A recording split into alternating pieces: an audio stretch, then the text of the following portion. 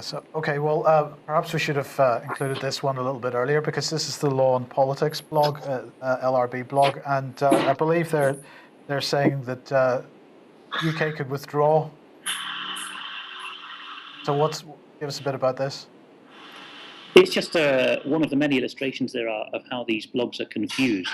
A lot of people want to get their oar in on this issue of Article 50, and we've got the chatter in classes now saying Article 50, Article 50, invoke Article 50. Will we invoke Article 50? Will David Cameron not invoke? Who has the right to invoke Article 50? It's another one of these distraction manoeuvres, isn't it? I wish that people would start saying European Communities Act 1972, European Communities Act 1972. When will Parliament revoke the European Communities Act 1972? When will it be put in a manifesto to revoke European Communities Act 1972? Instead of which, we've got Bernard Bogdana saying, what we'll probably do is keep all EU laws by default, and instead of getting rid of this statutory instrument stuff, this third-rate legislation that's never been through Parliament, we're actually going to promote it and solidify it into Westminster law. How about that as a default?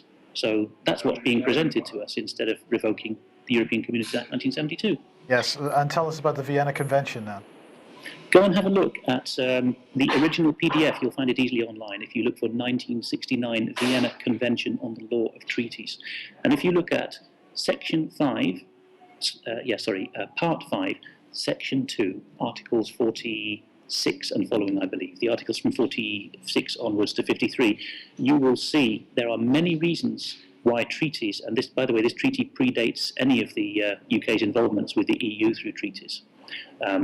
You will see in this 1969 global agreement on what treaties are that there are many reasons why a state can unilaterally declare a treaty invalid or it's no longer bound by them, including, and remember this is in Mr. Heath's day, and we all know about Mr. Heath, or most of us do now, if the man signing on behalf of his country was under duress or compromised.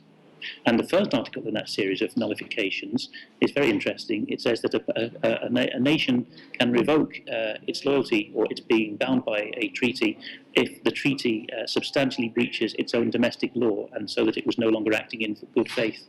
Well, I think all we need to say about that is why has the Attorney General's advice to Heath on the eve of our joining the EEC never been released? Okay, the reply's been released now, but what's still redacted is Heath's original questions to him. Yeah.